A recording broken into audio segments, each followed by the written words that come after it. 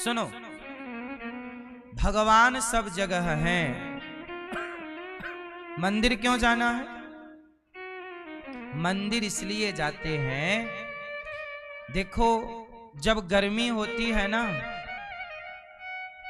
और गर्मी में आपको विश्राम करना हो, आराम करना हो, और कहीं बढ़िया पीपल की, नीम की, आम के पेड़ की छांव है, और चारों तरफ धूप है, और कहीं छांव है, तो आप आराम कहां करोगे? धूप में ही कि छांव में? क्यों? हवा तो सब जगह है। धूप में भी हवा चलती है और छांव में भी हवा चलती है, लेकिन शांति धूप में है कि छांव में? गर्मी के टाइम, सर्दी के टाइम तो शांति धूप में है। गर्मी के टाइम शांति कहां है?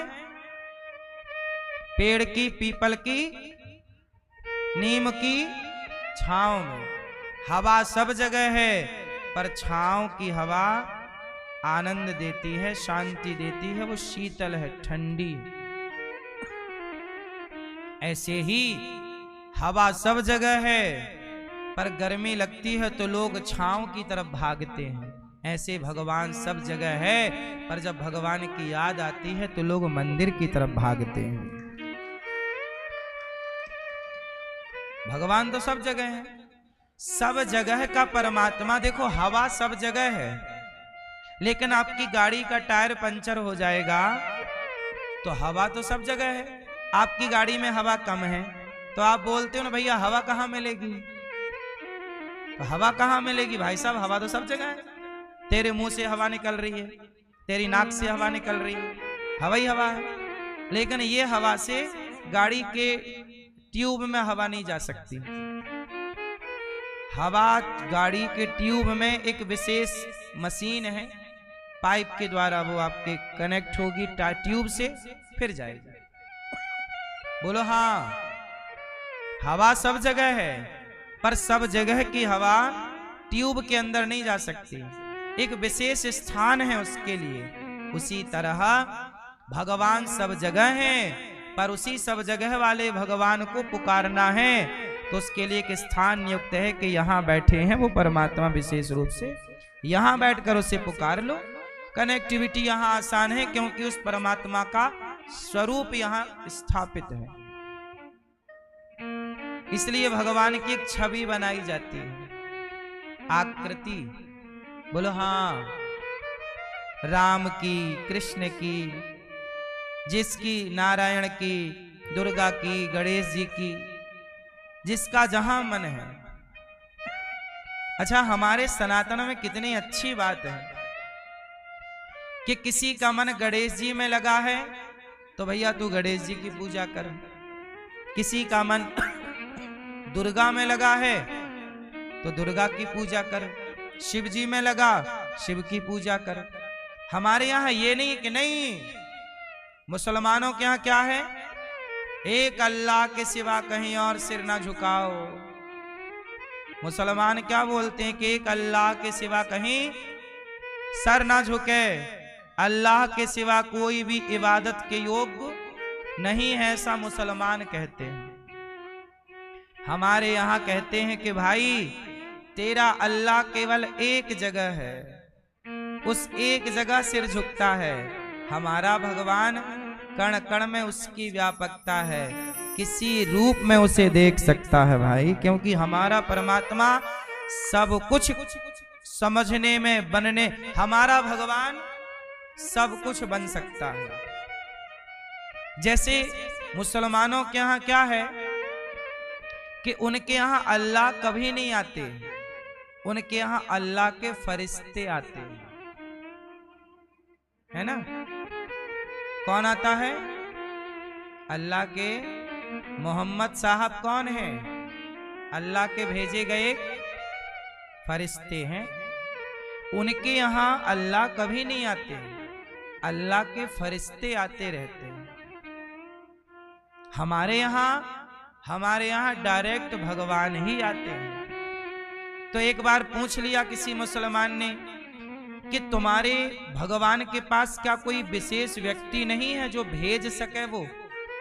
हमने कहा हमारे यहां भगवान, देखो किसी की शादी है तो आपने अपने नौकर के हाथ कार्ड भिजवा दिया, लिफाफा भाई सब चुकाया। दूर की शादी ब्याह है ना, तो नौकर के हाथ आप कार्ड भिजवा दे, भैया तुम जा रहे हो हमारा भी कार्ड ले जाना, 100 रुपया दे देना हमारी ओर से, लिखवा देना। लेकिन कोई विशेष होगा तो आप किसी नौकर को नहीं भेजोगे, आप बोलो स्वयं जाओगे। बोलो हाँ। उसी तरह जब भक्तों पर संकट पड़ता है तो भगवान किसी और को नहीं भेजते, स्वयं भगवान अपने भक्तों के लिए नृसिंह बन करके। अब प्रहलाद पर संकट है तो किसको भेजते कि जाओ मेरे प्रहलाद को बचाओ? हमारे यहां तो प्रहलाद का बाप ही इतना खतरनाक है कि उसने ब्रह्मा जी को प्रकट करके वरदान मांग लिया, ना दिन को मरू ना रात को। तो वहां भगवान किसको भेजते? बोलो हाँ। भगवान को ही जाना पड़ा, ना दिन को मरू ना रात को, शाम को। ब्रह्मा के बनाए किसी व्यक्ति से नहीं मरू, तो ब्रह्मा जी को भगवान बनाते हैं तो भगवान को ही आना पड़ा। मनु शत्रुपा ने तपस्या की और कहा हे प्रभु हमें आपके जैसा बेटा चाहिए। भगवान बोल, अच्छा ये बताओ भगवान के जैसा कौन है? उत्तर मेरी मां, भगवान के जैसा कौन है? बोलो। भगवान के जैसा कोई है ही नहीं। है? जब है ही नहीं तो भेजें किसे? इसलिए हमारे यहां भगवान अपने किसी बंदे को नहीं, स्वयं प्रहलाद पर संकट आया, खुद खंबा तोड़ करके प्रकट हो गए। मेरा भक्त मेरा आज।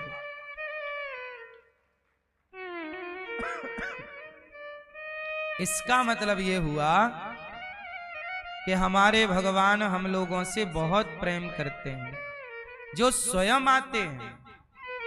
इसलिए मेरी मां भजन किया करो। भगवान सब जगह है, पर मंदिर एक विग्रह है, एक स्थान है। मनुष्य का धर्म, अच्छा बताओ धर्म कितने होते हैं? मुस्लिम धर्म है या नहीं? हिंदू धर्म है या नहीं? बोलो हिंदू धर्म है या नहीं? है। मुस्लिम धर्म है या नहीं? जोर से जोर से जोर से। नहीं, हिंदू धर्म है, मुस्लिम धर्म नहीं, मुस्लिम मजहब है। क्या है वो? मजहब है। ईसाई धर्म है क्या? अब आप लोग क्या बोल देते हैं, ईसाई धर्म में ऐसा लिखा है। ईसाई को धर्म क्यों बोलते हो? ईसाई धर्म नहीं है, ईसाई पंथ है। ईसाई लोग क्या लिखते हैं? पंथी, पंथ। वो पंथ यूज करते हैं, वो एक पंथ है, ये एक मजहब है। धर्म जहां लगा है, धर्म संस्कृत का शब्द है, जहां धर्म जुड़ा है वहां धर्म जहां है वो सनातन ही है। सनातन में ही धर्म हो सकता है। और दुनिया में धर्म होता तो वो अपने त्योहारों में इतना खून खराबा क्यों करते? पशुओं का खून बहाते। धर्म, अब देखो ना,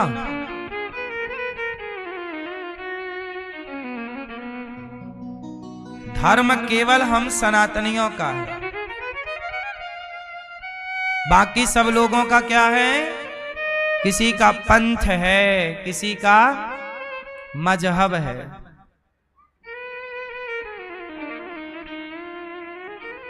इसलिए मैं आपसे कहता हूं, आप पहले अपने सनातन को जानो। आज बहुत सारे हिंदू धर्म परिवर्तन कर लेते हैं, सनातन छोड़ करके अन्य मजहब पंथों में चले जाते हैं। क्यों जाते हैं? इसलिए चले जाते हैं क्योंकि उन्हें अपने धर्म का पूरा ज्ञान, ना वो पढ़ते, ना वो सत्संग करते। नॉलेज कहां से आएगा? ना तो उनके माँ बाप ने उनको सिखाया, ना समाज में कोई समझाने वाला है। इसलिए आप लोग भी अपने बच्चों को थोड़ा रामचरितमानस पढ़ाया करो, भगवद गीता पढ़ाया करो। धर्म, सनातन धर्म से अच्छा क्या धर्म होगा? चलो बताओ, सनातन धर्म अच्छा है कि नहीं? क्या अच्छा है? क्या अच्छा है? सनातन धर्म अच्छा है। सनातन धर्म में कौन सी परंपरा, कौन सी बात आप लोगों को अच्छी लगती है? ठीक है, सनातन सिखाता है मानवता। मानवता मतलब किसी की हत्या ना करो, चींटी ना मारो, कुत्ता ना मारो।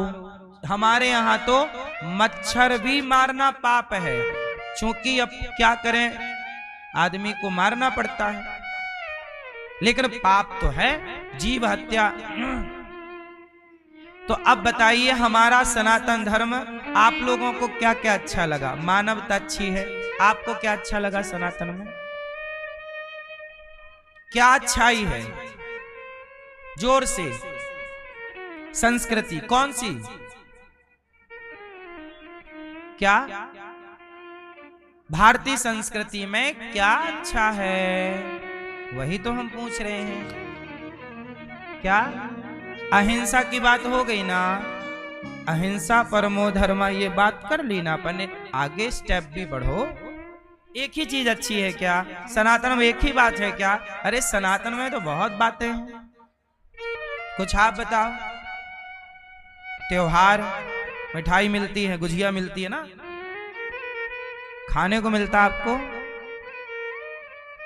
सुनो, सनातन धर्म में सबसे अच्छी परंपरा, सबसे अच्छी बात है, जो दुनिया के किसी भी मजहब, पंथ और कहीं नहीं है। देख लेना, सनातन में सबसे अच्छी बात है कि सनातन में पुरुष को भी भगवान माना गया है और स्त्री को भी भगवान माना गया है। हमारे यहां देख लो, दुर्गा की पूजा भगवान की तरह होती है, हाँ या ना? सीता राम, राधा कृष्ण, लक्ष्मी गौरी। अब हिंदुओं के अतिरिक्त बताओ कि कहां स्त्रियों की पूजा हो रही? बताओ जरा मुझे, बताओ, नाम मैं गिन लूं, गिना।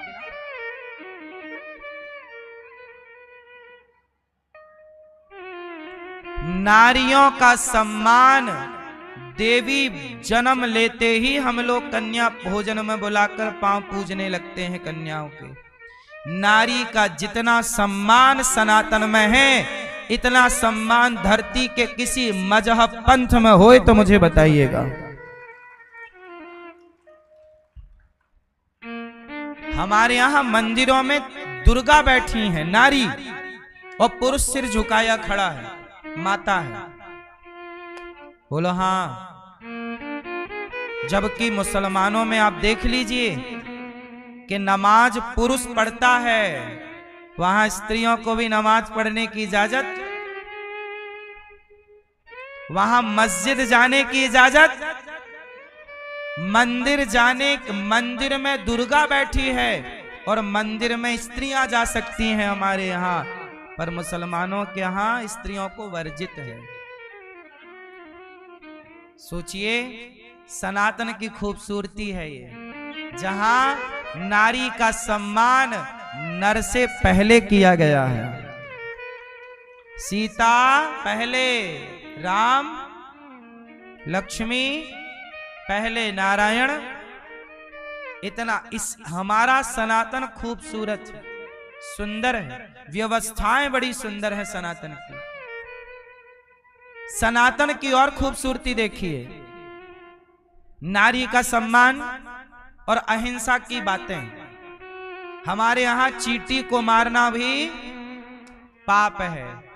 दूसरा सुनिए, सनातन की खूबसूरती है कि सनातन धर्मी सदा सब में ईश्वर को देखता है। पीपल मिले तो सिर झुकाए,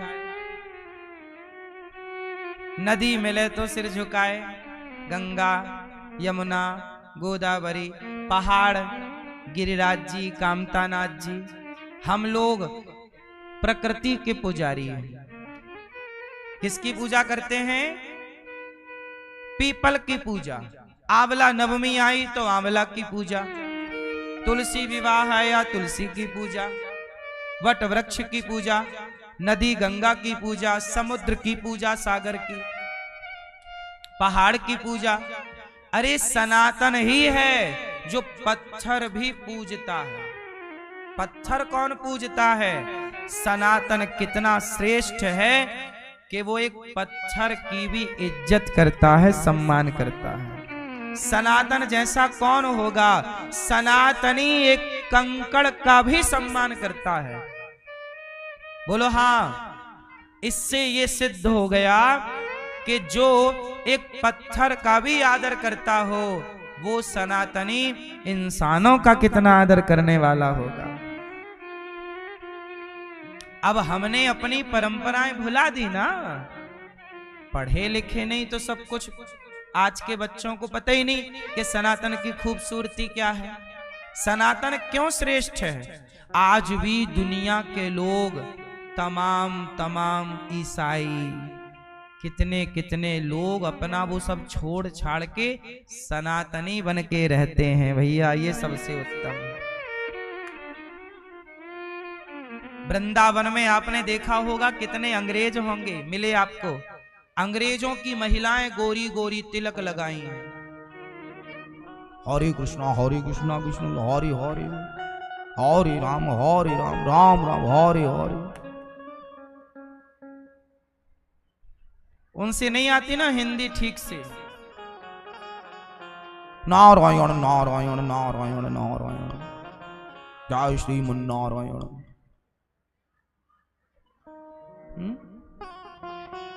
वो अंग्रेज हैं, उनको हिंदी नहीं आती, इंग्लिश देश के लोग हैं, लेकिन वो यहां आकर ना साड़ियां पहनने लग गई स्त्रियां, तिलक लगाने लग गई स्त्रियां, तुलसी की माला पहनने लग गई स्त्रियां, तुलसी की पूजा कर रही हैं, भगवान का ध्यान कर रही हैं। उनके बच्चे धोती कुर्ता पहन रहे हैं। हाँ, वो तुम्हारे बच्चे जीन्स टी शर्ट पहन के जा रहे हैं। वो मैयाएं, वो महिलाएं तुलसी पहन रही हैं और आपको तुलसी पहनने में पता नहीं क्या दिक्कत है। वो कह रही हैं हरे कृष्णा हरे राम, और आप क्या कहते हो? Hi hello. वो पहन रही हैं साड़ी और यहां की पहन रही हैं हाफ। दुनिया भारत की संस्कृति अपनाना चाहती है और भारत के लोग अंग्रेज बनना चाहते हैं। अंग्रेज ना बनो साहब, सनातनी बनो।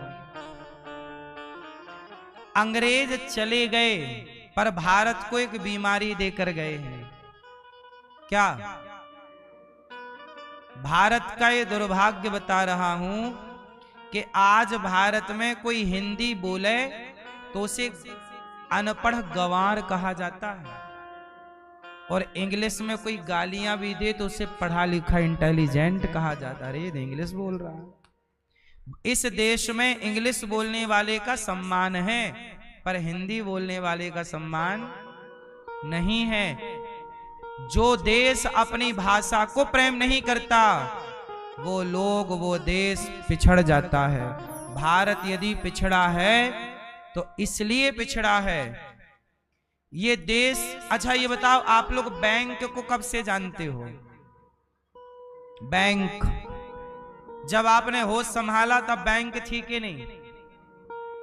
बोलो हाँ, बोलो हाँ, थी बैंक।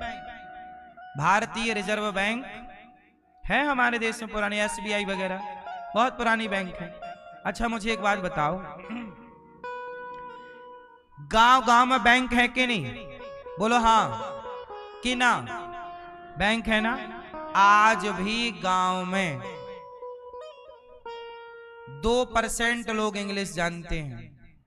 98% लोग आज भी भारत के लोग इंग्लिश नहीं जानते। लेकिन गांव में बैंक है तो बैंक का फॉर्म उठा के देखना, उसमें इंग्लिश है। अब हिंदी हो गई हो मोदी जी के जमाने में तो हम कह नहीं सकते, लेकिन इसके पहले तक फॉर्म में क्या हुआ करती थी? अंग्रेजी, इंग्लिश। अब बताइए, इंग्लिश का फॉर्म है और हमें आती है हिंदी। हम भारत में हैं और भारत की भाषा कभी भी इंग्लिश नहीं थी। तो जब देश आजाद हुआ तो बैंक में इंग्लिश का प्रयोग क्यों हुआ, हिंदी का प्रयोग क्यों नहीं हुआ? क्योंकि उस टाइम जब देश आजाद हुआ उस समय भारत के 99% लोग केवल अपनी मातृभाषा जानते थे। गुजरात का व्यक्ति गुजराती जानता था, महाराष्ट्र का मराठी जानता था, हिंदी भाषी का हिंदी जानता था, तमिल का तमिल, बंगाल का बांग्ला और बिहार का बिहारी, अपनी भाषा। बोलो हाँ। तो मेरा कहना यह है कि जिस राज्य में जो बैंक थी, जो भाषा वहां के लोगों को आती थी, उस भाषा में ही फॉर्म होना चाहिए था ना मेरी माँ। नियम तो ये था। अब हमें जो भाषा नहीं आती, आप हमें वो पुस्तक दे रहे हैं, ये पढ़ लो भाई। जो हमें आती है वो दीजिए ना, इसमें दिक्कत क्या थी? बोलो।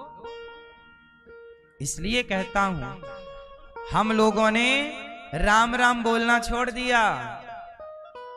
गांव की शुद्ध भारतीय भाषा क्या थी भैया? राम राम। ए भैया, क्या भाषा थी भारत की प्राचीन? राम राम, राम राम जी, राम राम सा भैया, सीताराम। ब्रज में सोचिए, ब्रज में आप राधे राधे सुनते हो ना, ब्रज मंडल के गांव में भी राम राम ही चलता है। ब्रजमंडल के गांव में भी, ठेठ गांव में क्या चलता है भैया? राम राम, कैसे हो? लेकिन आजकल राम राम बोल, आज की युवा पीढ़ी कहां राम राम बोल रही है?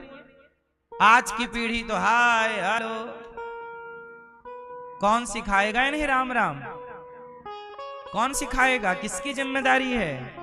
आप अपनी परंपराएं ना सिखा पाए अपने बच्चों को, अपने संस्कार ना सिखा पाए, तो सवाल आप पर है कि आपने सिखाया क्या अपने बच्चों को? क्या सिखाया?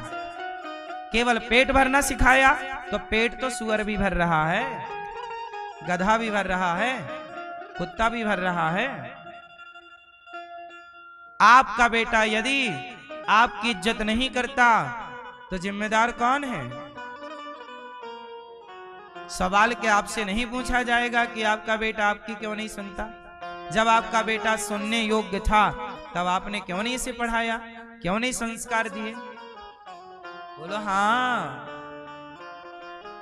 मेरे पास लोग आते हैं, सवाल यही करते हैं, गुरुजी बच्चा सुनता नहीं है, बेटा मानता नहीं है। सोचिए, ये जो बच्चे आज आपकी नहीं सुनते, जब ये अपनी भरी जवानी में आएंगे, अपने में आएंगे, तब ये करेंगे क्या? किसकी सुनेंगे?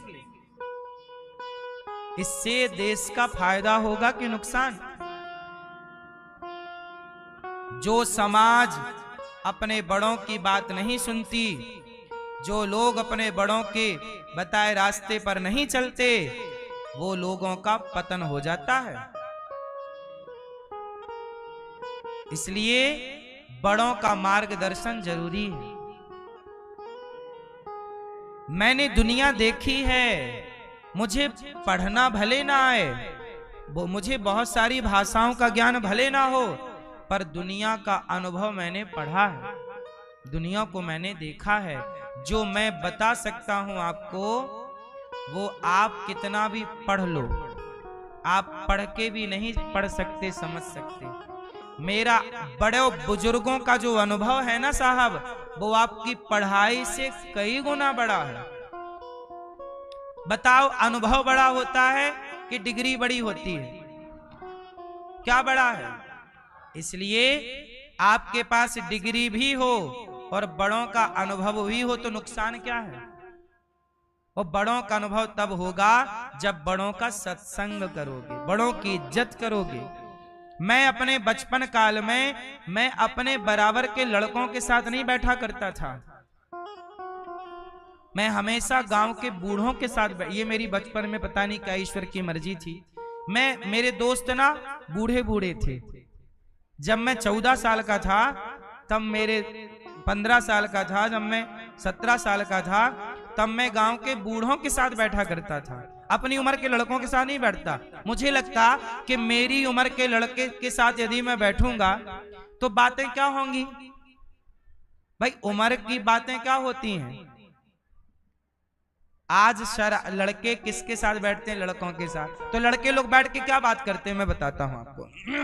लड़के लोग बोलते हैं, यार सुनो, उसके पास ना बहुत बढ़िया वाली गाड़ी है, 50 लाख की, उसने ले ली गाड़ी, यार उसके फीचर क्या है। लड़के लोग ना गाड़ियों की बात करते हैं 1-1 घंटे, यार इस गाड़ी में ये फीचर है, ये गाड़ी में ये फंक्शन है, ये गाड़ी में गाड़ी, और है नहीं बाप के पास, और इसकी भी औकात नहीं है खरीदने की, वो बात कर रहा है गाड़ियों की। भाई क्यों टाइम वेस्ट कर रहा? जो तेरे बस का नहीं है छोड़ उसे, क्यों सर मार रहा है?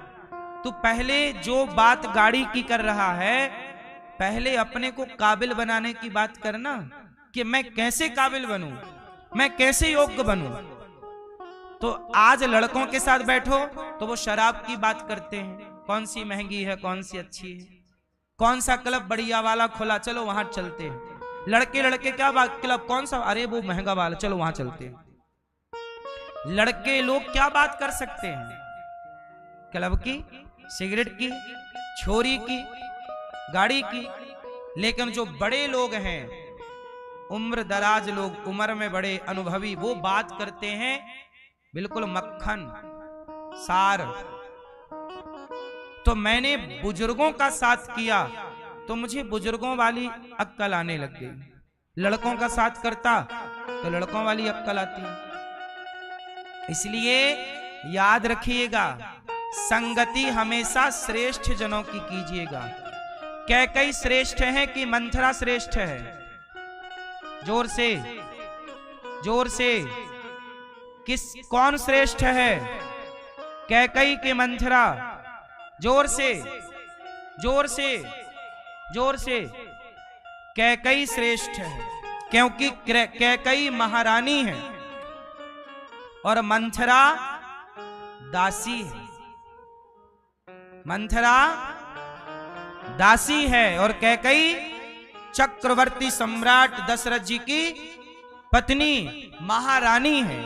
रानी नहीं, महारानी। एक महारानी कैकई ने मंथरा जैसी दासी की संगत कर ली। सलाह लो तो अपने से श्रेष्ठ जनों की। कैकई को सलाह लेनी थी तो वशिष्ठ जी से सलाह लेते। वशिष्ठ जी की पत्नी माता अरुंधति जी से सलाह लेती।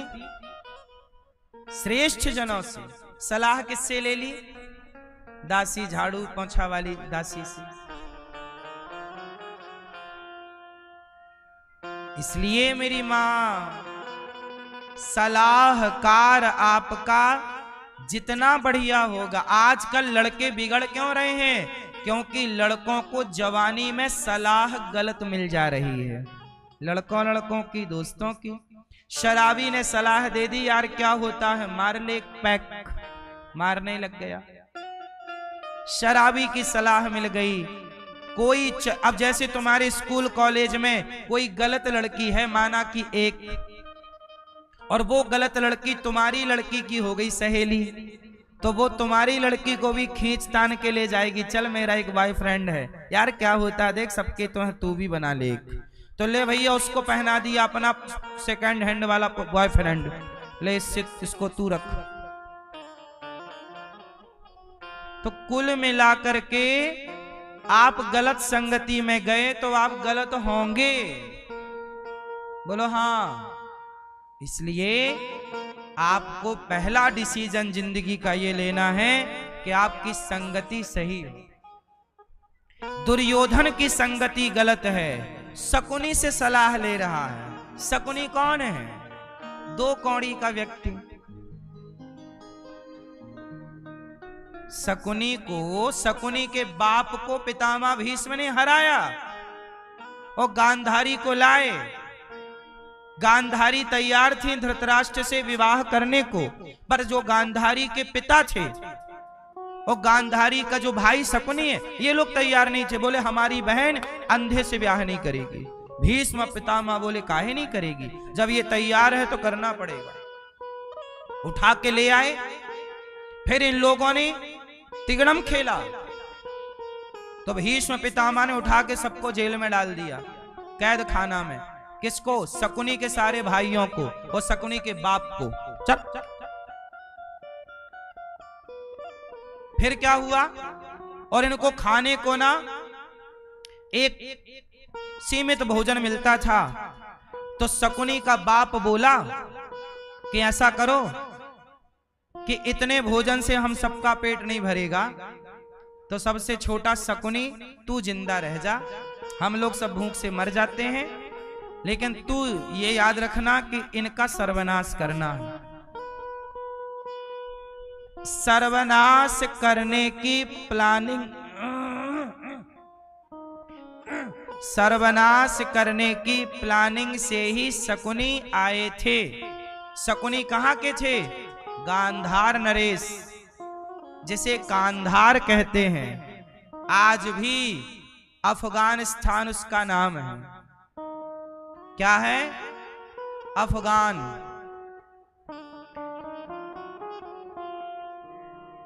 शकुनी को भी श्राप दिया था कि शकुनी तेरे राज्य में कभी शांति नहीं रहेगी। इसलिए आज तक देखिए कांधार मतलब अफगानिस्तान में आज तक शांति नहीं है। आप देख लीजिए वहां क्या स्थितियां हैं, वहां की हिस्ट्री पढ़ लीजिएगा। शकुनी के बाद जो शकुनी को शाप लगा, शांति नहीं है। शकुनी का बेटा ही भस्मासुर है, जो शंकर जी को हाथ रखने दौड़ा था। पहले वरदान पाया कि मैं जिसके सिर पे हाथ रखूं भस्म हो जाए। शंकर जी ने वरदान दिया तो बोला पहले आपसे ट्राई करूं। तो ये शकुनी की खानदान की परंपरा है, ये जिसका खाता है उसी का बिगाड़ता है। शंकर जी से वरदान पाया, शंकर जी का, ये वहां की हिस्ट्री है कि जिसका खाएंगे उसी का बिगाड़ेंगे। ये वहां का ब्लड ऐसा है। इसलिए मेरी मां शकुनी तो कसम खा के आए कि मैं इस वंश का नाश करूंगा, और दुर्योधन ये बात समझ नहीं पाया, धृतराष्ट्र समझ नहीं पाए, भीष्म पितामह समझ नहीं पाए, और उसको घर में घुसने दे दिया। और जब घर में घुसाया तो लो भैया सलाहकार बन गया शकुनी, नाश कर दिया सबका। इसलिए कहता हूं सबके पास बैठने की जरूरत नहीं है। आजकल लड़के क्या कहते हैं, महाराज जी हम शराब नहीं पीते, कभी कभी दोस्ती यारी में पी लेते हैं। मतलब आप नहीं पी रहे हैं, दोस्ती यारी आपको बिगाड़ रही है। तो भाई साहब जो यारी जो दोस्ती आपको बिगाड़े वो दोस्ती है कि दुश्मनी है? मैं तो नहीं करता ऐसी दोस्ती। मेरा कौन दोस्त है? मैं किसी के साथ कहां बैठता हूं? श्रेष्ठ जन कोई साधु है, संत है, उनके चरणों में बैठता हूं। मैं किसी के साथ नहीं बैठता। आप भक्तों से मिलता हूं, आपके साथ बैठता हूं, बाकी मैं किससे मिलता जुलता हूं? आप लोग भी क्यों किसी से मिलते जुलते हो? किसी साधु से मिलो, संत से मिलो, अच्छे लोगों से मिलो तो अच्छी बात है, पर आप तुम्हारे गली में जो दिन भर गांजा पीता है तुम उसके साथ जाके बैठ रहे हो। तुम्हारी गली मोहल्ले में जो बिल्कुल नकारा आदमी है, दो कौड़ी का, जिसे कोई झाड़ू लगाने घर पे ना रखे, तुम उसके साथ जाके बैठ रहे हो। आजकल आपने देखा नहीं, गांव में नकारा लोग बिल्कुल कोई काम के नहीं बैठे रहेंगे और लोग टाइम पास करने उन्हीं के पास जाके बैठेंगे। तुम बैठने लग जाओगे तो उसका रंग तुम पे चढ़ने लग जाएगा। सही है ना मेरी माँ? इसलिए संगत से गुण आते हैं, संगत से गुण जाए। दुर्योधन का सलाहकार शकुनी तो सर्वनाश हो गया और अर्जुन के सलाहकार श्री कृष्ण तो महाभारत जीत गए। जिसका सलाहकार जितना मस्त होगा वो व्यक्ति उतना कामयाब होगा। आप मानते हो इस बात को कि नहीं? चाणक्य ना होते तो चंद्रगुप्त मौर्य की कोई सत्ता ना होती, कोई जान पहचान कोई ना जानता चंद्रगुप्त को। चंद्रगुप्त जैसे लोग खड़े तब होते हैं जब पीछे कोई चाणक्य होता है। अर्जुन जैसे लोग खड़े तब होते हैं जब पीछे कोई कृष्ण होता है। आप सभी लोग अर्जुन हो और आप सब अर्जुन को, अर्जुन जैसे ज्ञानियों को भी कृष्ण के मार्गदर्शन की जरूरत पड़ी। इस धरती पर जो आया है उसे कोई ना कोई मार्गदर्शक चाहिए, इसलिए हमारे यहाँ गुरु बनाते हैं। हमारा मार्गदर्शक कौन? हमारा गुरु। हमारा मार्गदर्शक कौन? इसलिए हमारे सनातन में गुरु की परंपरा है। तुम किसी से सलाह मत लो, गुरु की बात मानो, गुरु पर विश्वास रखो, गुरु के वचनों पर चलो। गुरु जी कह रहे हैं कि यहां नहीं जाना तो ज्यादा सवाल जवाब ना करो। गुरु जी ने कहा शराब ना पियो, बस ना पियो मतलब ना पियो। गुरु जी ने कहा झूठ मत बोल, ठीक है। गुरु जी ने कहा पराई नारी को मत देख, मत देख भाई। कहा है तो कुछ सोच के कहा होगा, है ना मेरी माँ? ओ मेरी माँ, मैया चला लो मोबाइल, चला।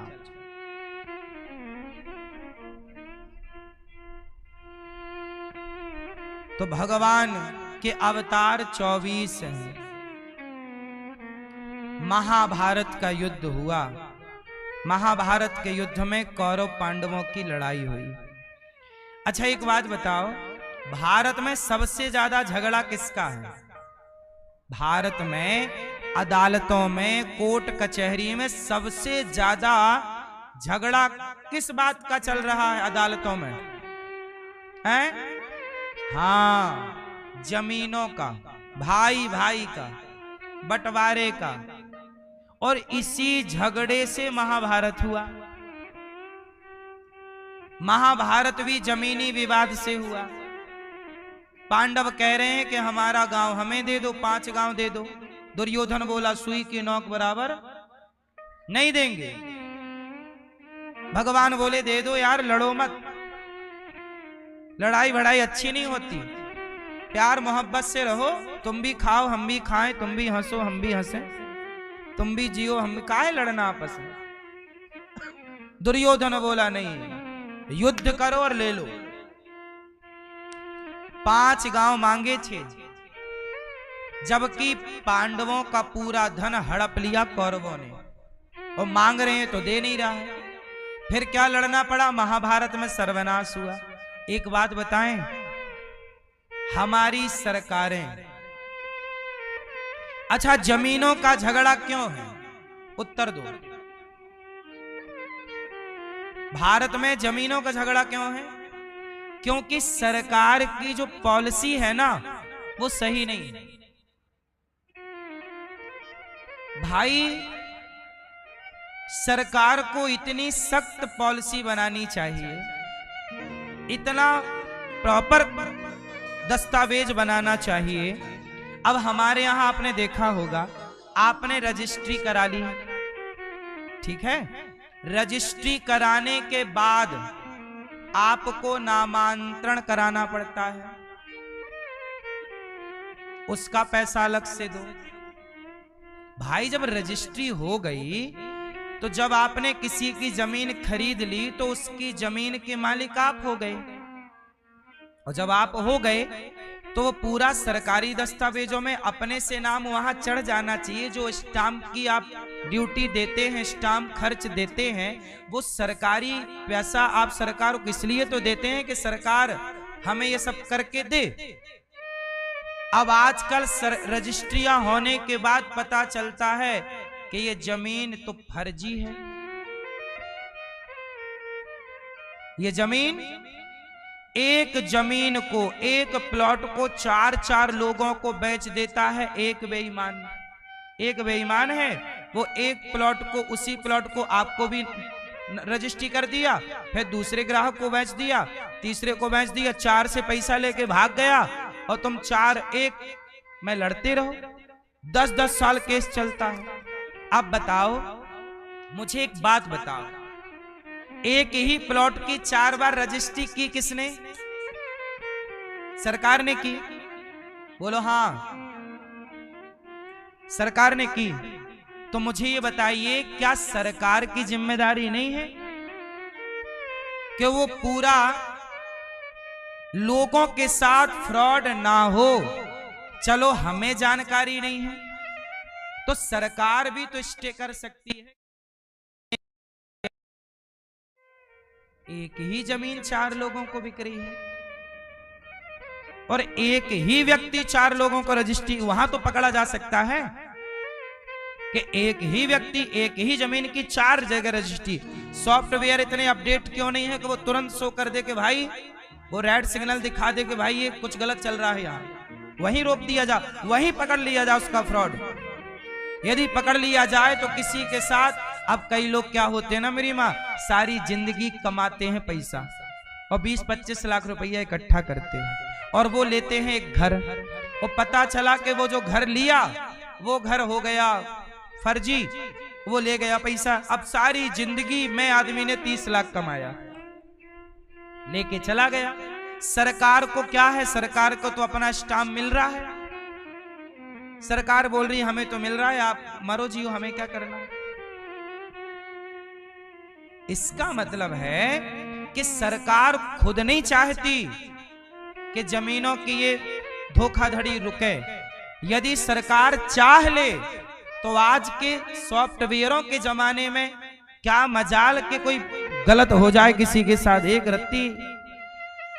मतलब सरकार खुद चाहती है ना कि गलत हो, गलत होगा तो क्या होगा, फिर आप जाओगे कोर्ट, तो कोर्ट में फिर वकील करोगे तो वकील को चाहिए, फिर जज को। भाई अपराध नहीं होंगे तो कोर्ट कचहरी खाली नहीं हो जाएगी। तो सरकार कुछ अपराध भी बनाए रखना चाहती है कि अपराध भी कुछ बने रहे। ये बात सही आप लोगों को लगता है कि नहीं?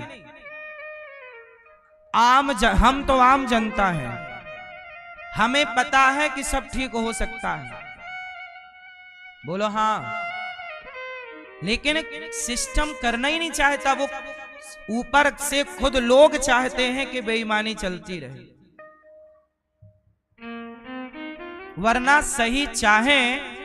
बहुत सारे देश ऐसे हैं मेरी माँ, मैं दुनिया घूमा, बहुत देश ऐसे हैं जहां प्लॉटों का, घरों का जो फ्रॉड है वो 0 है, प्रॉपर्टी का फ्रॉड 0 है। बहुत सारे देश की पॉलिसी इतनी सख्त है कि आप फ्रॉड कर ही नहीं सकते, और ये वहां 20 साल पहले से अप्लाई है चीजें। और भारत आज 2025 में भी एक प्लॉट 4 लोगों को बिक रहा है।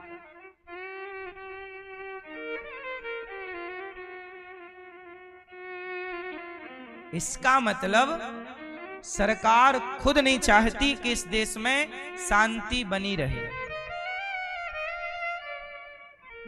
क्योंकि शांति बनी रहेगी तो मुद्दा नहीं रहेगा,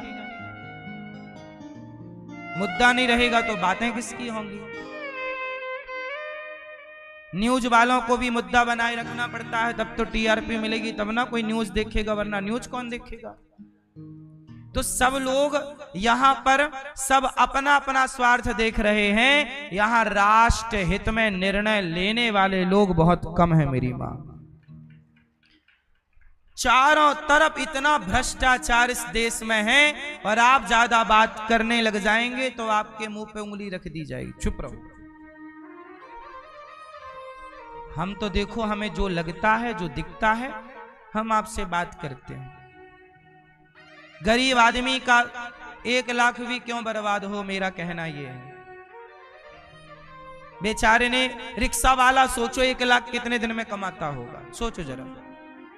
और रिक्शा वाले ने, यदि जरा विचार करिए कि रिक्शा वाला ने कैसे 1 लाख कमाया होगा, और उसने कहीं 5 लाख का घर लिया होगा, और कहीं उसके साथ गलत हुआ होगा, तो बेचारा वो तो जीते जी मर गया होगा। बोलो हाँ। उस गरीब की 5 लाख का घर यदि कोई फर्जी कोई करा दे, उसके साथ धोखाधड़ी कर दे, तो वो बेचारा कहेगा किसको?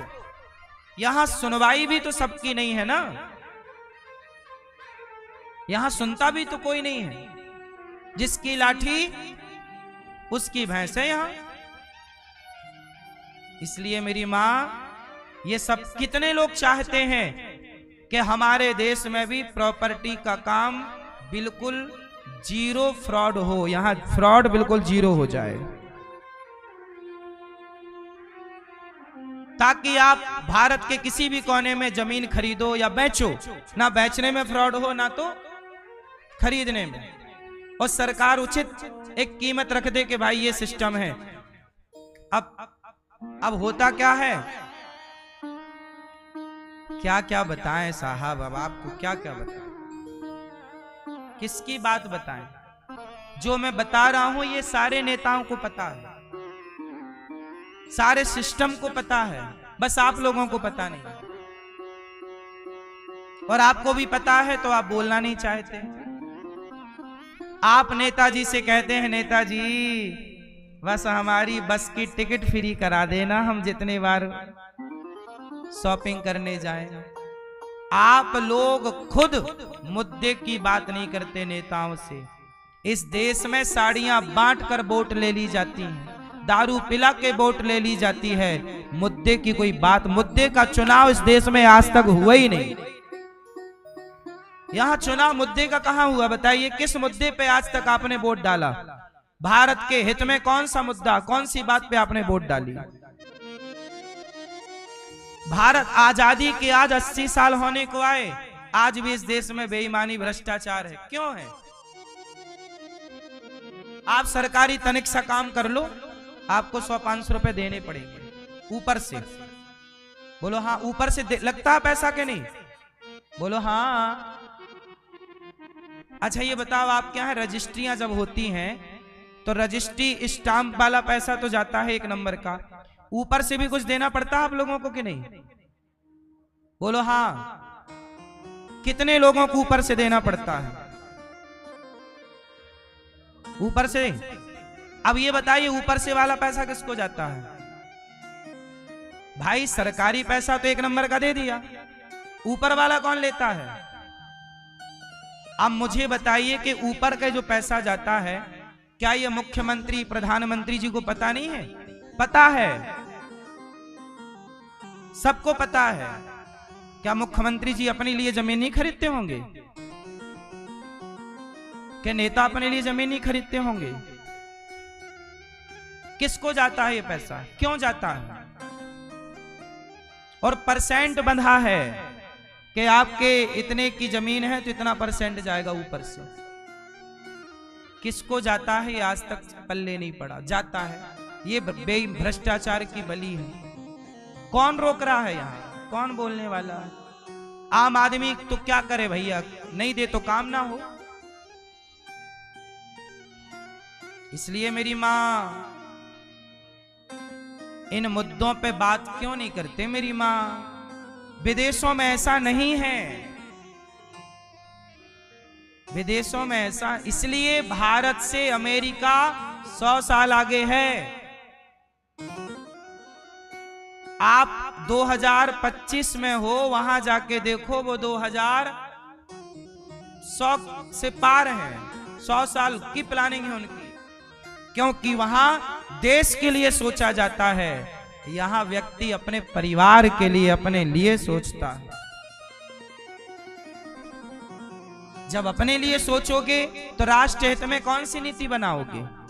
सब अपना अपना स्वार्थ लेके बैठे हैं। इसलिए बेईमानी हमारे देश में, बताइए, नकली दवा बाजार में बिकती है कि नहीं?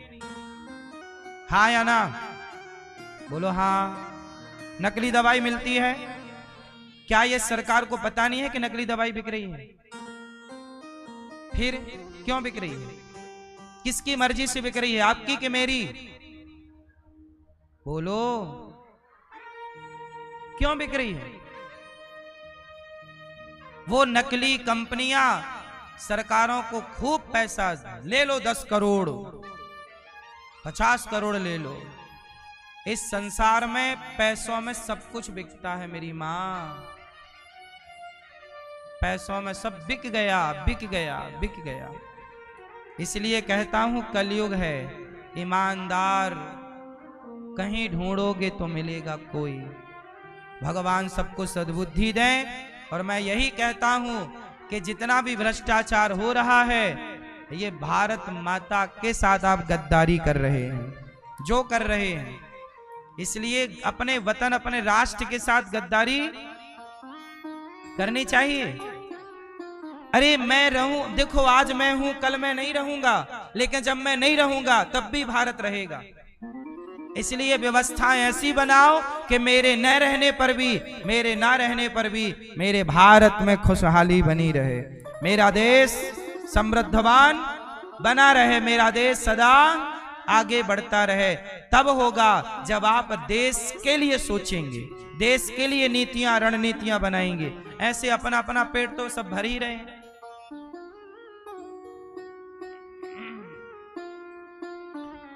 तो भगवान, मैंने जमीन की बात की इसलिए की क्योंकि महाभारत से जुड़ी है। महाभारत क्यों हुआ? जमीनी विवाद था। पांडव कह रहे थे 5 गांव दे दो, दुर्योधन बोला सुई की नोक बराबर नहीं दूंगा। लड़ाई हुई, पांडव मारे, कौरव मारे गए, पांडवों ने जीत प्राप्त की। पांडवों में धर्मराज जो थे ना, वो राजा बने। हस्तिनापुर के राजा कौन? धर्मराज युधिष्ठिर।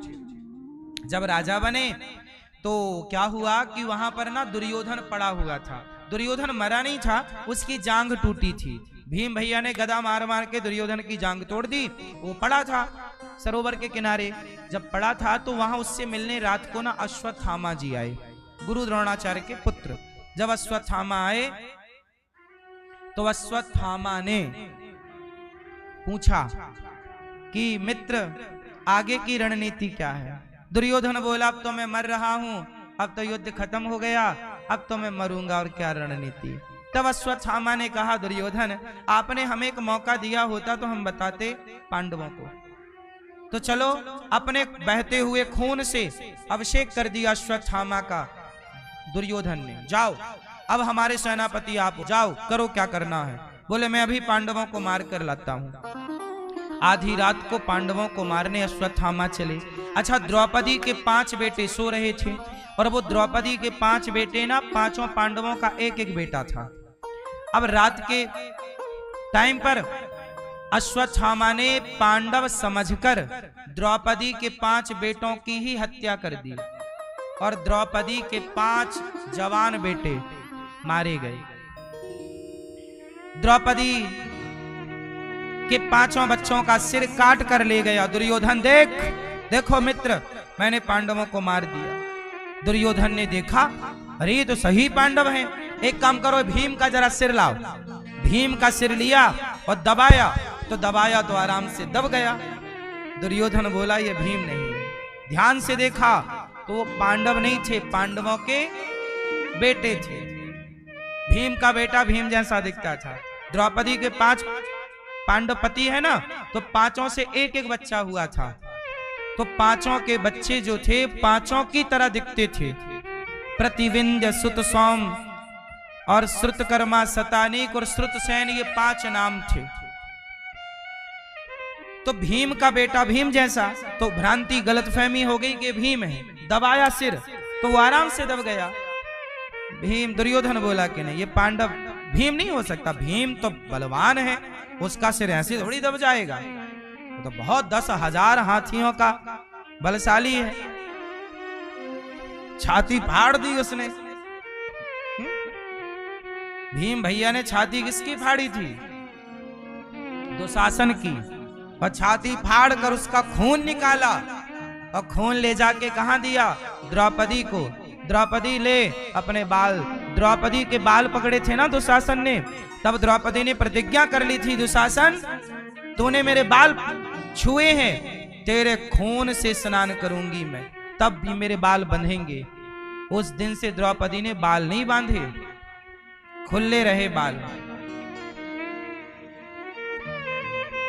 फिर दुशासन को फाड़ कर छाती उसकी, खून निकाला भीम भैया ने और द्रौपदी के पास दिया। तब जाकर के तो ऐसे भीम का सिर आसानी से दुर्योधन बोला, ये तो पांडव पुत्र हैं, मित्र तुमने तो मेरा वंश नष्ट कर दिया। उसी पहले तो खुश हुआ पांडव मर गए, दुर्योधन को लगा पांडव मर गए, फिर दुखी हुआ कि ये पांडव पुत्र हैं। सुख दुख के बीच में संधि में दुर्योधन की मृत्यु हो गई, दुर्योधन मर गया, पाप का अंत हो गया। पाप कितना भी ताकतवर हो मेरी मां, सच बताऊं, पाप कितना भी ताकतवर क्यों ना हो, पाप एक दिन मरता जरूर है। इसलिए कहता हूं साहब, गलत ना देखो। दुनिया का हमें पता है कि दुनिया में गलत हो रहा है, हम बोल सकते हैं, हम देखो समझा रहे हैं, और हमने हर बात कही स्पष्टता से, हम आपको समझा सकते हैं।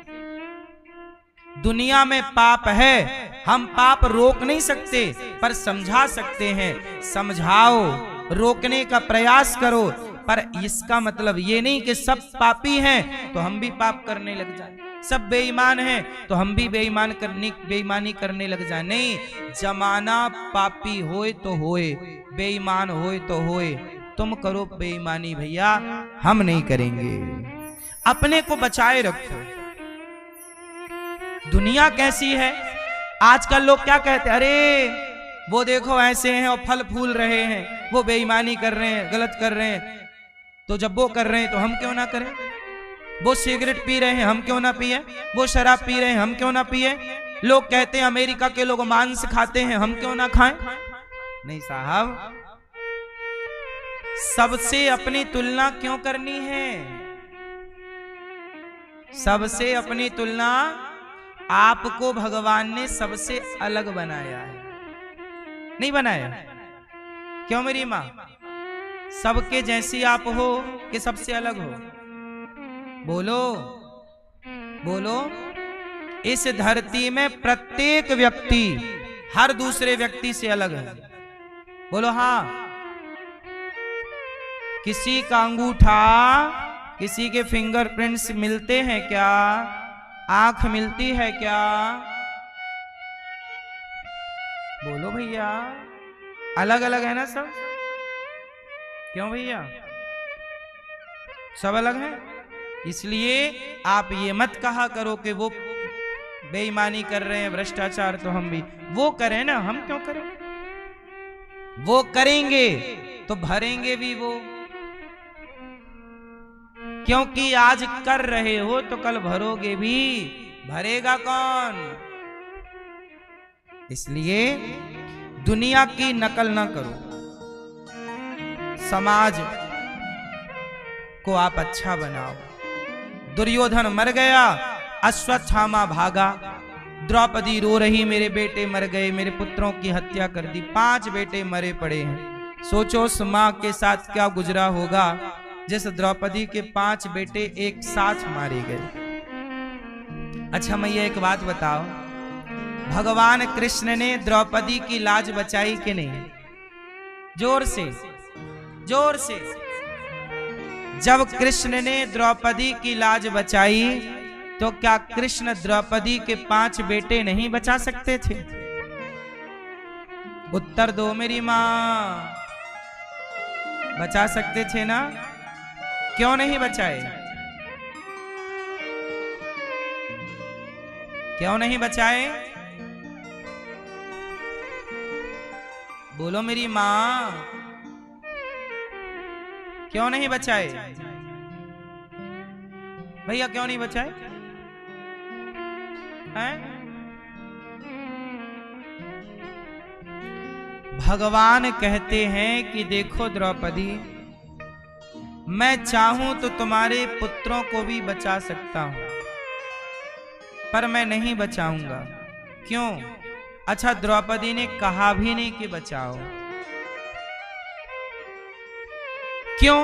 ये बात आपके लिए है। आपके लिए ये बात इसलिए है क्योंकि कई बार जब आपके घर में कोई घटना घटती है तो आप कहते हो कि हम तो भगवान के इतने बड़े भक्त हैं, इतने बड़े भक्त थे, हमारे साथ ये क्यों हो गया, हमारे साथ ऐसा क्यों हुआ, हम तो भक्त थे, हम तो ये थे, हम तो वो थे, ऐसा क्यों हुआ?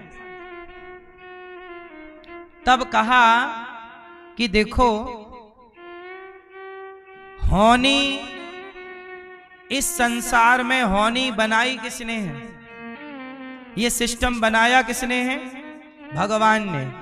और जो ईश्वर ने बनाया है तो ईश्वर बनाए अपने विधान को स्वयं ही पालन नहीं करेंगे तो कौन करेगा? इसलिए भगवान ने कहा कि द्रौपदी, इनकी उम्र इतनी ही थी, इनकी आयु इतनी ही थी, इससे ज्यादा नहीं थी। अब लो भैया, द्रौपदी कहती है अश्वत्थामा को पकड़ो। अश्वत्थामा को पकड़ा गया, सामने खड़ा किया गया। द्रौपदी से पूछा गया, ये खड़ा अश्वत्थामा, बोल क्या करूं? तेरे 5 बेटों को इसने मारा, अब बताओ क्या करें? तब कहा, छोड़ दो इसे। क्यों द्रौपदी? माँ है ना, और माँ भला किसी को क्यों मारे, किसी का बुरा क्यों चाहे? जो किसी का बुरा चाहे वो माँ हो ही नहीं सकती। और सबसे अच्छा चादर, रजाई, कंबल माँ का आंचल। इसलिए कहता हूं, अपनी माँ को भगवान से कम मत समझा करो। माँ का सम्मान भी उतना ही करना जितना भगवान का सम्मान करते हो, क्योंकि जब भगवान आपको मिलेंगे तो उनकी शकल वैसी ही होगी जैसी माँ की शकल है, माँ की सूरत है। भगवान और माँ, इन दोनों की सूरत में कोई भी अंतर, कोई अंतर नहीं। इसलिए समय थोड़ा माँ के चरणों में समय निकालकर चरणों में बैठा करो, माँ के पांव दबाया करो। माँ आज क्या खाओगी, आज आपके लिए क्या बनाए, कैसी है तबीयत, कैसा है स्वास्थ्य, पूछो। पिता से पूछो, बाप का भी ख्याल रखो। संसार है, हर रिश्ते को निभाना है। और मैं आपको एक बात बताऊं, रिश्ते बेहतर बनाने हैं। आप में से कितने लोग बिंदास रिश्ते जीना चाहते हैं? हर रिश्ते में 100 नंबर चाहते हैं। कितने लोग हर रिश्ते में 100 नंबर चाहते हैं? चाहते हो तो सुनो, यदि हर रिश्ते में 100 नंबर चाहते हो और खुश रहना चाहते हो तो आप बस हर रिश्ते को बैलेंस करके चलिए और आप चुप रहा करिए। मैंने रिश्तों का अध्ययन किया। जब मैंने रिश्तों का अध्ययन किया, स्टडी की, समझा, तो मैंने पाया कि सुनना अच्छा है। आज के युग में आपकी सलाह कोई नहीं लेना चाहता, ना तो आपका पति, ना तो पत्नी, ना तो बेटा, ना तो बाप, ना माँ, ना रिश्तेदार। आज के युग में आपकी सलाह कोई नहीं लेना चाहता, सब आपको सलाह देना चाहते हैं। मेरी सुनो, मुझे सुनाओ ना। इसलिए आपसे मैं कहूं कि चुप रहो।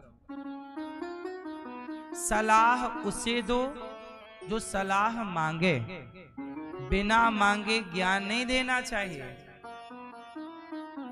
क्योंकि फ्री में मिल जाए तो उसकी कदर नहीं करता। इसलिए आपसे मैं रिश्तों के बारे में यदि बात करूं तो मेरा अध्ययन कहता है कि आप चुप रहिए, और जब तक आपको बोलने का सही अवसर नजर ना आए, सही मौका ना दिखे, तब तक बोलो मत। कहां बोलना है, कहां चुप रहना है, ये भी बहुत बड़ी समझदारी है।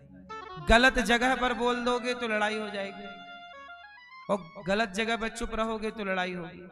जहां बोलने की जरूरत है वहां बोलना जरूरी है, पर कितना सुव्यवस्थित, किन शब्दों का चयन, किन शब्दों का प्रयोग, और जहां चुप रहना है वहां कितनी देर चुप रहना है, ये थोड़ा विचार का विषय है। गलत टाइमिंग पर आप बोल पड़ते हैं, वो गलत हो जाता है। बोलो हाँ। और ये क्यों होता है? क्योंकि आपके पास तनिक धैर्य नहीं है।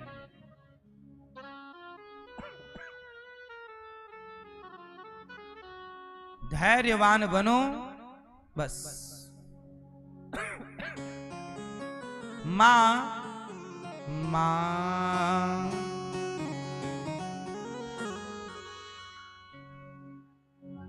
कहते हैं ना,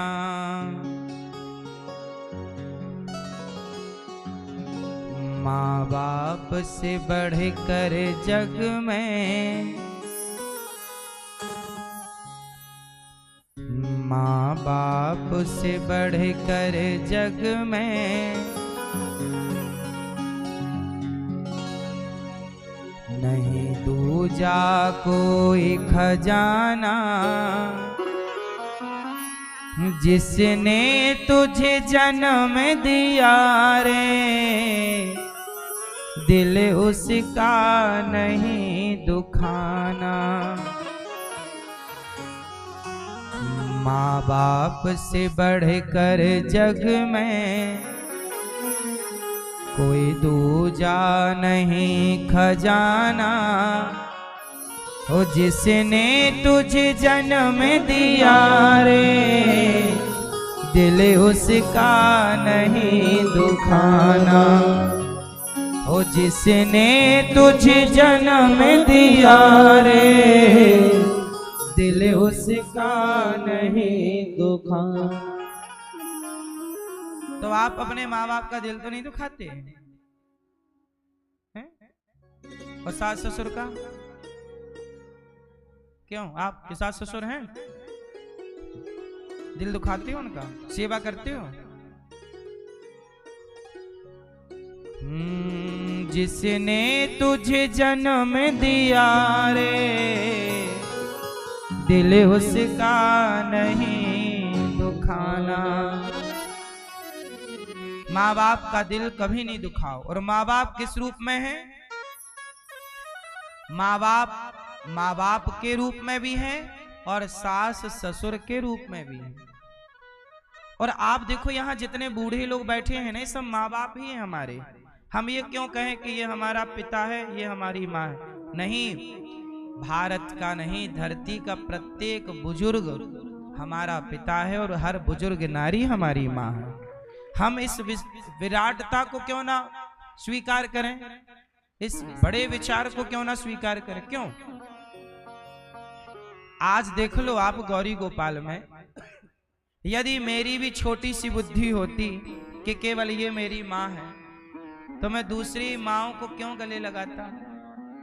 आप लोग देखो ना, आज कुछ बहुएं ऐसी हैं जो अपनी माँ से तो पूछती हैं कि खा लिया माँ, और अपनी सास को नहीं पूछती कि सासू माँ आपने कुछ खाया।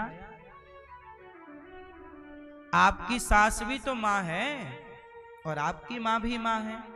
आप कैसे हो? यदि आपके भाग्य में 2 माँ हैं तो ये तो आपकी खुशी की बात है। एक जन्म देने वाली माँ और एक आपके पति की माँ। पुरुष के भाग्य में भी दो माँ हैं, एक आपको जन्म देने वाली माँ और एक आपकी पत्नी की माँ। तो हर पुरुष और हर स्त्री के भाग्य में दो दो माता पिता होते हैं, हाँ या ना? आज दुर्भाग्य देखिए, सोचिए, बहुत ध्यान से सुनिए मेरी बात को। यदि भारत की हर स्त्री और हर पुरुष यदि दो दो माँ बाप की जिम्मेदारी निभाने लग जाए सही, तो पूरे भारत में कहीं वृद्धाश्रम नहीं बनाने पड़ेंगे।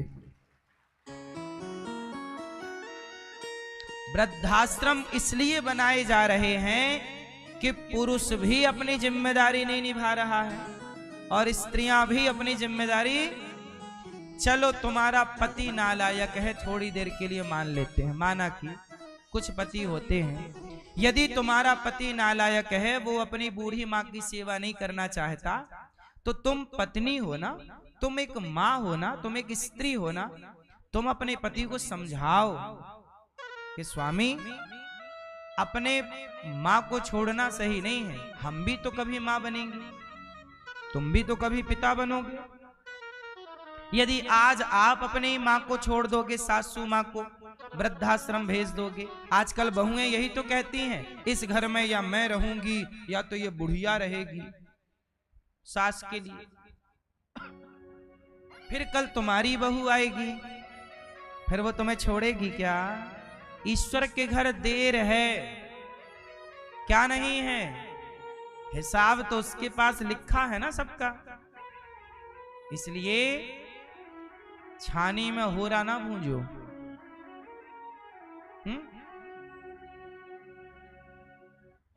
छानी में क्या ना भूंजो, होरा।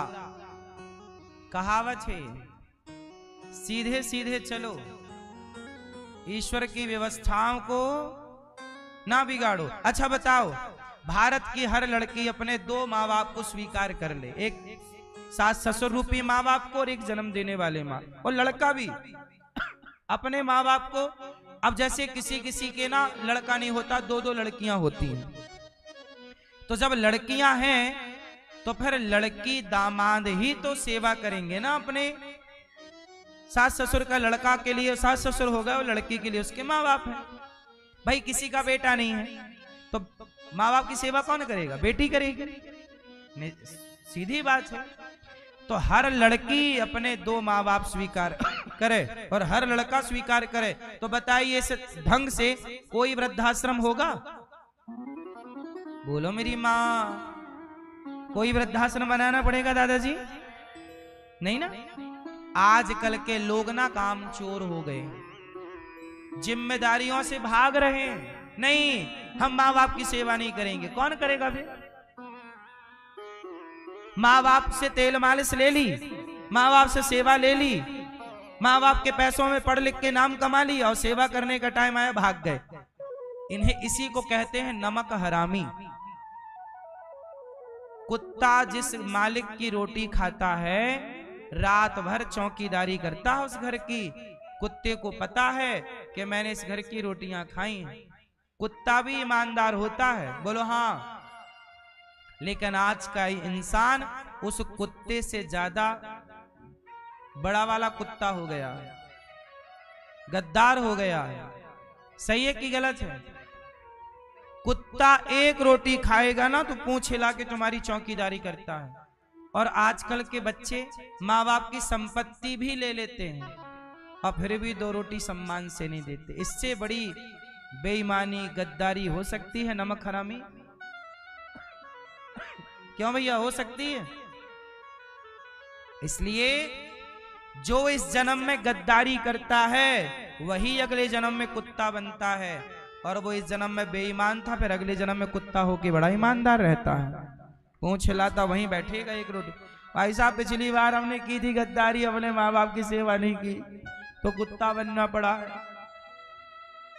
कुत्ता ईमानदार क्यों होता है? क्योंकि वो कुत्ता पिछले जन्म में इंसान था, बेईमानी करता था। भगवान बोले इंसान होके बेईमानी कर रहा है तो चल कुत्ता बन के ईमानदारी से रहे, क्योंकि देख तेरे को ईमानदार तो बनना पड़ेगा। इसलिए आपने देखा होगा लगभग कुत्ते ईमानदार होते हैं। बोलो हाँ। नहीं बोल रहे हो मेरी माँ, बोलो हाँ कि ना। तो आप लोग ईमानदार हो, करते हो ना सास ससुर की सेवा और माँ बाप की? कितने लोग करते हैं माँ बाप की? दो दो माँ बाप कितने लोग स्वीकार करेंगे? सब अपनी अपनी जिम्मेदारियां ईमानदारी से निभा, भागो मत। हर बूढ़े की, हर बुजुर्ग की सेवा करो, ख्याल रखो। दो बातें सुन के ख्याल रखो, बोलो मत। आजकल ना सुनना पड़ता है साहब। आप सेवा करोगे और गालियां भी आपको मिलेंगी। आप सेवा जो सेवा करेगा उसे गालियां मिलेंगी, नहीं करोगे नहीं मिलेंगी गालियां। सेवा करो और गालियां भी खाओ। यदि इतनी हिम्मत है तब तो सेवा के रास्ते पे चलो, क्योंकि सेवा का रास्ता है बड़ा कठिन। सरल होता तो सबना सेवा के रास्ते पे चलते। इस संसार में सबसे कठिन काम क्या है? बोलो मेरी माँ, सेवा करना। इसलिए कहता हूं सेवा करना सबके बस का नहीं है।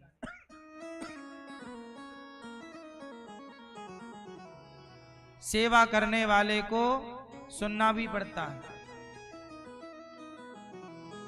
जो बहू जितने प्रेम से सेवा करती होगी, समय से भोजन बना बना के देती होगी, उसकी सास उतनी ही शिकायत करती होगी बहू की। अरे बहू तो खाना तक नहीं देती, जबकि दे रही है।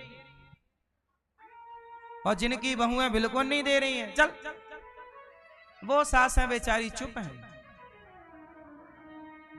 वो कुछ नहीं कह रही है, क्योंकि वो कुछ कर ही नहीं रही है बहू। और जिनकी कर रही हैं वो सासें शिकायत भी कर रही हैं। बुजुर्गों की आदत हो जाती है, चिड़चिड़ा स्वभाव हो जाता है।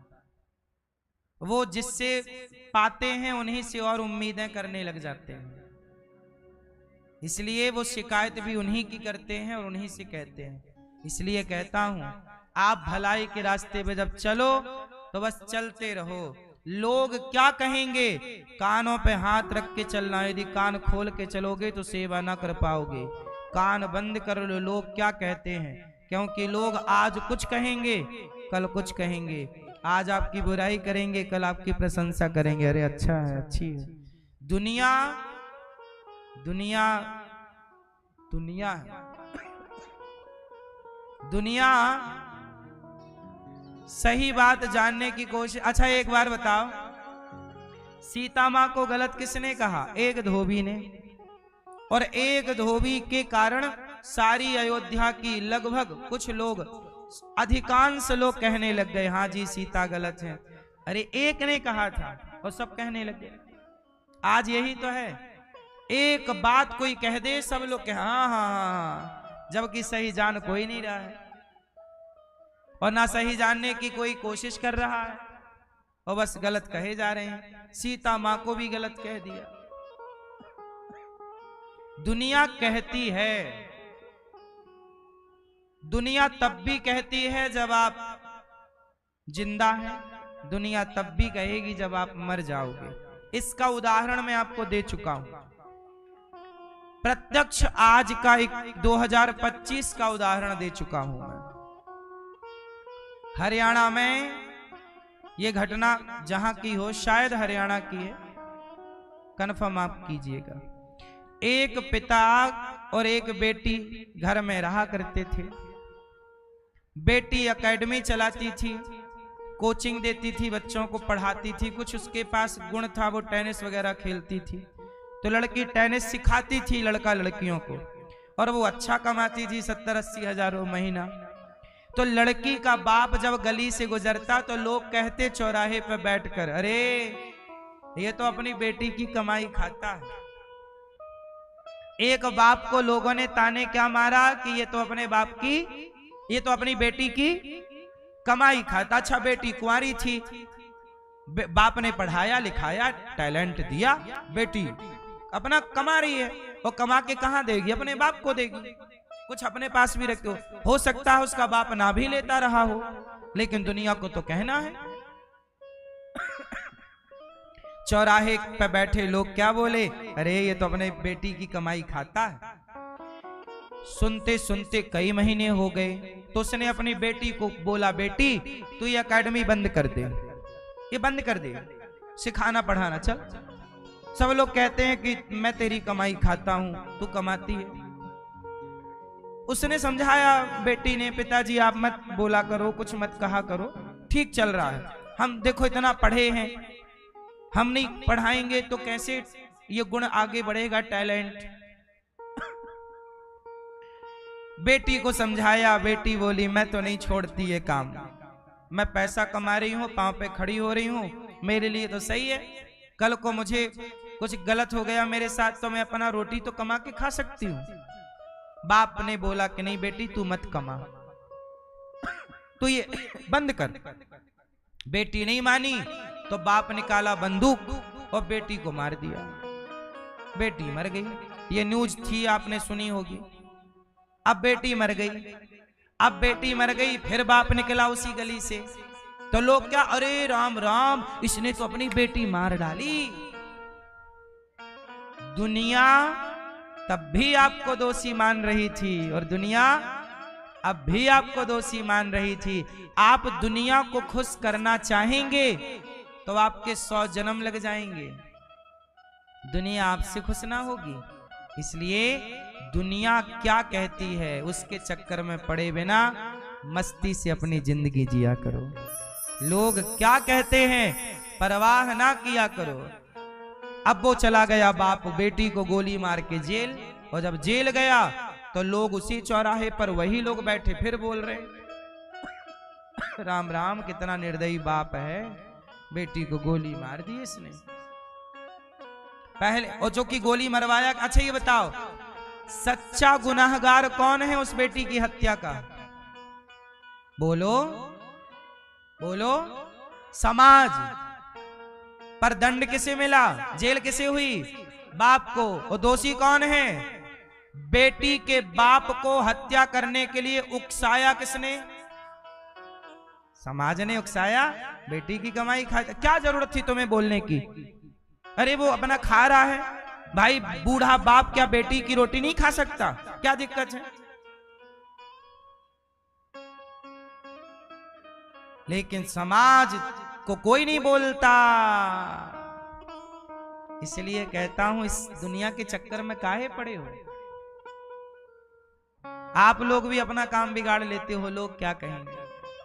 लोगों के चक्कर में ना पड़ा करो, मस्ती से इंसानियत का काम किया करो, अच्छा काम करो, सही पर चलो। मेरा फंडा है, जब तक जीऊंगा ईमानदारी से। बेईमानी के लिए कोई फोर्स करे तो बेहतर है मर जाओ। ईमानदारी से जी के ईमानदारी से मरो, पर बेईमानी के चक्कर में हम बेईमान होके जी के क्या करेंगे ये बताओ?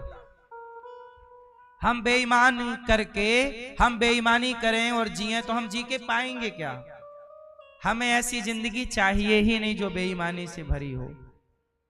हमें ईमानदारी के 20 साल चाहिए, 30 साल चाहिए, बहुत है। हमें बेईमानी के 100 साल चाहिए ही नहीं। हमें क्या करना?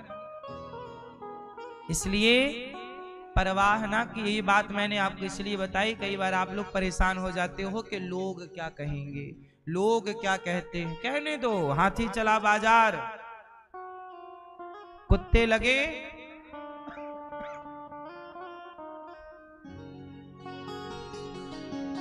भगवान ने अश्वत्थामा को पकड़ा, द्रौपदी के समक्ष खड़ा किया। द्रौपदी दंड दो। क्या दंड दें? छोड़ दो। द्रौपदी ने कहा छोड़ दो। अश्वत्थामा को भगवान ने कहा सिर की मणि निकाल लो। नगर से धक्का मार के निकाला। अश्वत्थामा ने उत्तरा के गर्भ को नष्ट करने ब्रह्मास्त्र चलाया। उत्तरा भगवान की शरण में आई। पाहि पाहि महायोगिन देवदेव जगत्पते नान्यं त्वद्भयं पश्ये यत्र मृत्यु परस्परम्।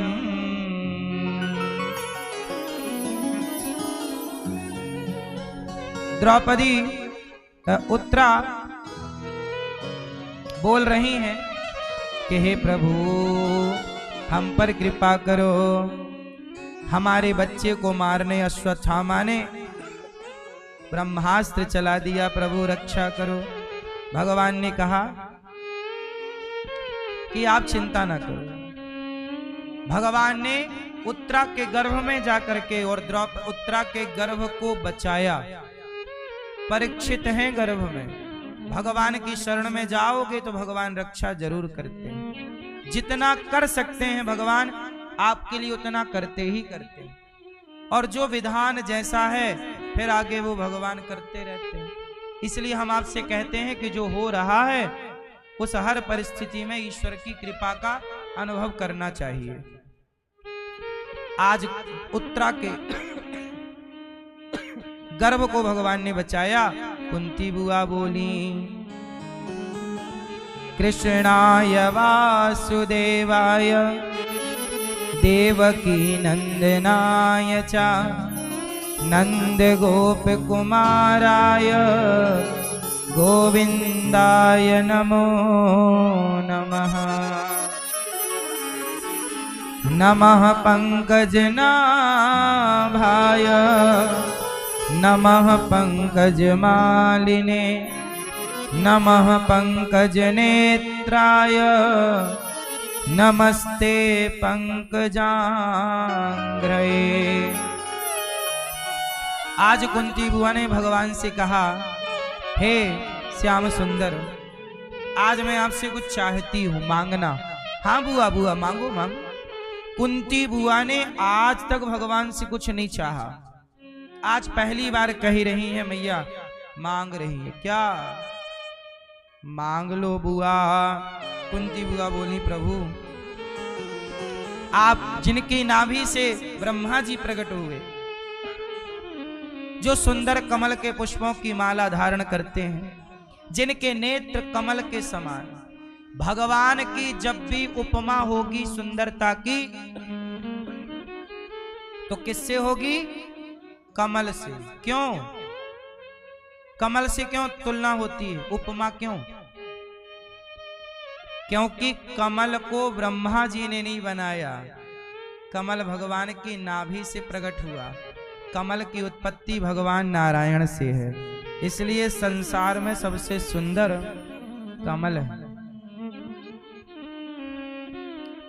सबसे सुंदर कमल है। सुंदरता तो अपनी जगह है ही उसकी। अच्छा, कमल की सुंदरता क्या है? आप बताओ कमल की सुंदरता क्या है? कमल की जड़ रहती है?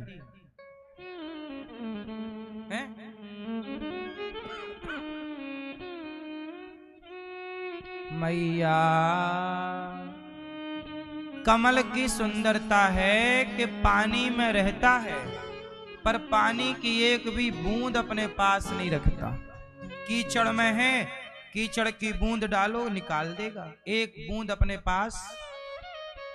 बोलो ठहरता पानी उसमें या कोई कीचड़ वगैरह है पानी में, पर पानी की एक भी बूंद उसे प्रभावित।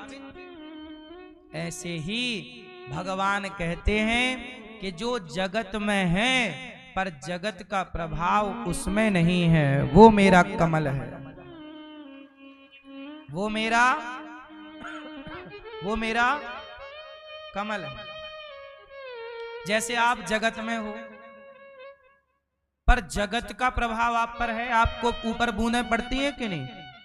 जैसे आपके यहां कुछ हो गया तो आपको लगता है कि मेरे जीवन में अब क्या होगा।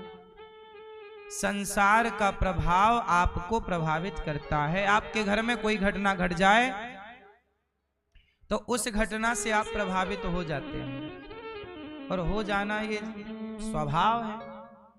लेकिन भगवान कहते हैं कि जो ज्ञानी है, जो ये जानता है कि मैं सब कुछ करता हूं, भगवान, वो किसी भी घटना से प्रभावित नहीं होता।